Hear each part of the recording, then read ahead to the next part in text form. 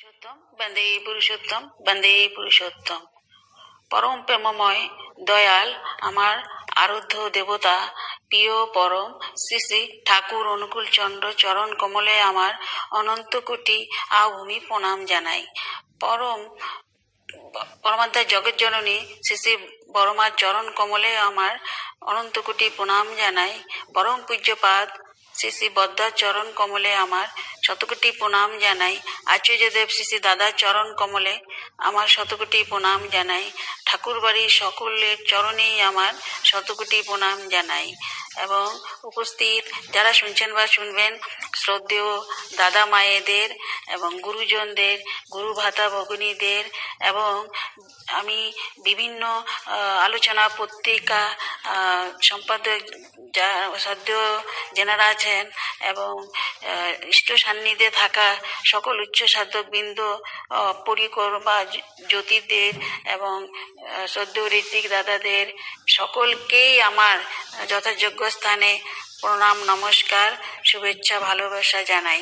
আমি বিভিন্ন আলোচনা পত্রিকা এবং বর্তমান বিভিন্ন ইন্টারনেটের মাধ্যমে হোয়াটসঅ্যাপে হোক, ফেসবুক হোক বা ইউটিউবে হোক, বিভিন্ন শ্রদ্ধেয় বক্তাদের কথা এবং যে ওনারা ঠাকুরের সম্বন্ধে, দিব্য জীবন সম্বন্ধে সেই শ্রী শ্রী ঠাকুরের ভাবাদর্শে আলোচনা করছেন, সেগুলো শুনে আমি খুবই অসাধারণ অদ্ভুত অনুপ্রাণিত হচ্ছি এবং কত অজানা আমার কাছে সেই গিটগুলো খুলে যাচ্ছে। আমি যদিও অনেক এই ছড়ার বাণীগুলো পড়ি কিন্তু তেমন করে বুঝতে পারতাম না, কিন্তু আজ এই বিভিন্ন অ্যাপসের মাধ্যমে সেই সকল শ্রদ্ধেয় দাদারা সেই সবগুলো ভেঙে ভেঙে বলছেন, তাতে আমরা বুঝতে পারছি। কয়েকবার পরেও যেটা বোঝা যায় না, ওনারা যেহেতু অনেক জ্ঞানী বক্তা এবং বিজ্ঞ পণ্ডিত, তাই ওনারা সেইগুলো ভেঙে বলাতে সেই জিনিসগুলো আমাদের কাছে সহজ হয়ে আসছে। তো তাই ঠাকুরের দীক্ষা সবাইকে নিতেই হবে। সবাই নিয়েছেন, যারা আগে যত অবতার পুরুষ এসেছেন সবাই নিয়েছেন, সবারই দীক্ষা দরকার। এক সময় দেখি জন্মের পরে শিশু মায়ের হাত ধরে, মা বাবার সে মানে দীক্ষার মতনই শিক্ষাটা চলে ওদের। তো তারপরে গিয়ে নানান দিকে তারা পড়াশোনা করার, নানান শিক্ষা শিক্ষিত হয়, সেখানেও গুরু দরকার।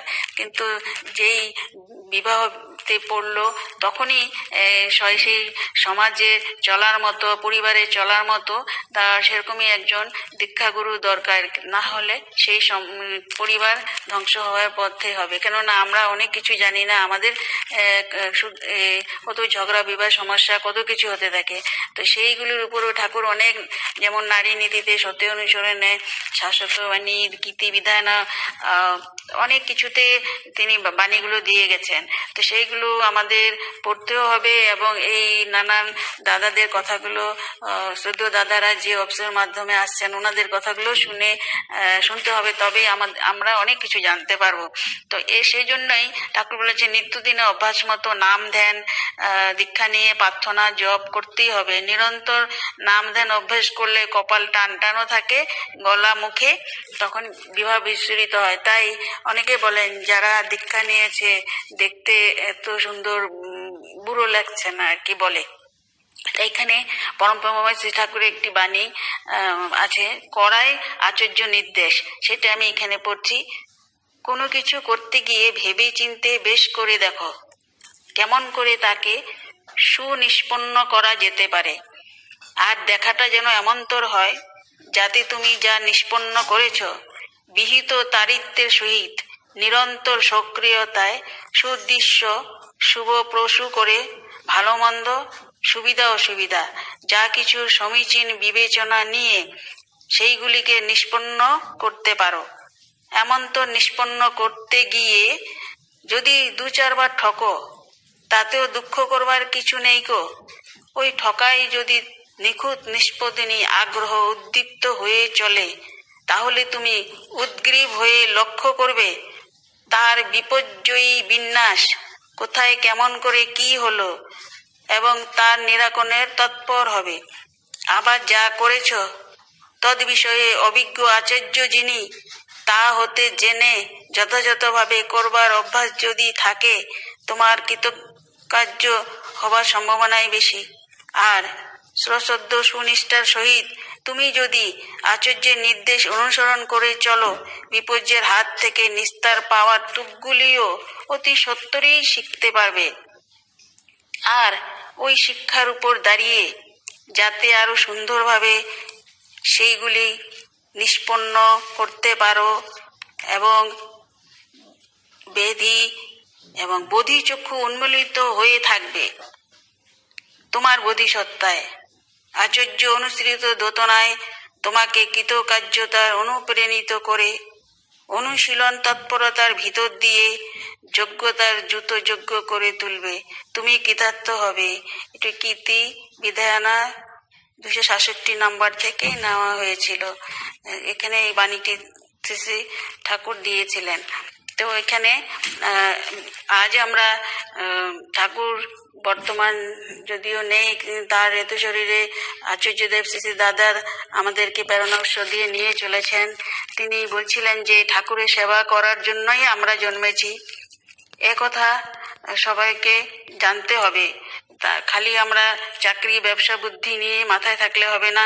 ঠাকুরের সেবা করতে গেলে জ্ঞান দরকার, তার জন্যই পড়াশোনা দরকার হয়। সেই জন্যই আত্মপ্রবঞ্চনা করে প্রভুকে পাওয়া যায় না।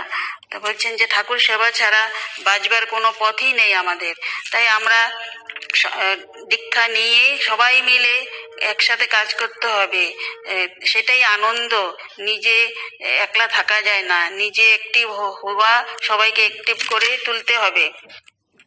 তো সেই জন্য বলছে আমরা আমাদের সকলের আদর্শ যেন এক হয় এবং ইষ্ট এক হবে। তো আরেক জায়গায় তিনি বলেছিলেন যে বিপাকে পড়ে যাওয়ার আসল ফাঁকটা কোথায় সেটা খুঁজে বের করাটা এবং সেটাই মেকআপ করতে পারলে সব ঠিক হয়ে যায়। তাই আমরা সেটা বুঝবো কেমন করে, যদি আমরা দেখে নিই সেই বাণীগুলি পড়ি, তাহলে আমরা বুঝতে পারবো কোনটা আমাদের ভুল, কোনটা শুদ্ধ। তাই এক জায়গায় তিনি বলছিলেন যে এক দাদা মানে কেন্দ্রের গাছ বিক্রি করে সেই টাকাটা কেন্দ্র অফিসে জমা দেয়নি। তো বলছেন যে এটা করতে হয় না, ঠাকুরের জিনিস ফিলান্থ্রপি অফিসেই জমা দিতে হয়, কেননা সেই অর্ঘ্য নিজে খেলে নরকে যেতে হয়। কথা প্রসঙ্গে তিনি বলছিলেন যে একদিন একজন বাবাকে প্রণাম করে ময়লা নোট দিয়ে, বাবা বললেন ময়লা নোট দিয়ে ঠাকুর প্রণাম করছিস কেন? বাবাকে প্রণাম করলেও বাবা মনে করতেন ঠাকুরকে প্রণাম করছে। আমাদেরকে প্রণাম করে যে যা দেয় সেই প্রণামই আমরা ঠাকুরের প্রণামই বলেই মনে করি। তা আমরা অনেকেই ভাবি যে ঠাকুর দেখে না, তো সেই প্রণামী বক্সের মধ্যে অনেকে অচল পয়সা অচল টাকা এরকমই দিয়ে যায়। এটা ঠিক না। তো এইটাই বলছিলেন ঠাকুর বলছিলেন যে চাওয়াটা না পাওয়ারই দুঃখ, কিছু চেয়েও না, সব অবস্থায় রাজি থাকো, তো দুঃখ তোমার কি করবে? তাই ইষ্টকে খুশি করা ছাড়া আমাদের আর চাওয়ার কিছু নেই, পাওয়ারও কিছু নেই। যে তাই হে প্রভু, প্রাণ ভরে তোমাকেই চাইবো, তো আমি তোমাকে নিয়ে পরমানন্দে থাকবো। তো ঠাকুর সেই জন্য বলছেন যেন আমরা যেন ওনাকে নিয়ে যে নাম টাম দিয়েছেন সেই দীক্ষা নিয়ে আমরা সেইভাবে দুবেলা প্রার্থনা করে চলবো এবং চলতে ফিরতে নাম জপ, সবাই পরমানন্দে থাকুক এবং তোমাকে নিয়েই থাকুক। এইভাবে নিয়ে চলতে থাকলে তার কাজে যা লাগবে ঠিক আছে, আর তার কাজে যা লাগবে না সেটাই বন্ধন। তাই ঠাকুর বলছিলেন। তো তিনি বলছেন যে ঠাকুর আমাদের তো অনেক দীক্ষার কথা বলে গেছেন, কেননা সবাই ঠাকুরের ছাতার নিচে আসলে সবাই বেঁচে যাবে, না হলে তো পৃথিবীর অবস্থা খারাপ হবে। সেটার জন্য আমাদের ভারতকে দায়ী হতে হবে। তাই আমরা প্রথমে পরিবারকে বিবাহ বিজ্ঞান ঠিক করে, তারপরে সমষ্টি রাষ্ট্র এইভাবে ঠিক করে যেতে হবে। পরম দয়ালের উপরে বিশ্বাস রেখেই চলতে হবে, সবাইকে তেমন্তর ভাবেও চালাতে হবে। এটাই হলো সিদ্ধি। তো মানুষ তো আমরা কিছু নিয়ে আসে না, মানুষ কিছু নিয়েও যাবে না। দাদাই বলছিলেন। তো পৃথিবীতে মানুষ আসে আবার চলে যায়, থিয়েটারের মতো, যা চিরন্তর, তা হলো নিষ্ঠা, আনুগত্য, প্রেম, প্রিয় পরমের সেবা।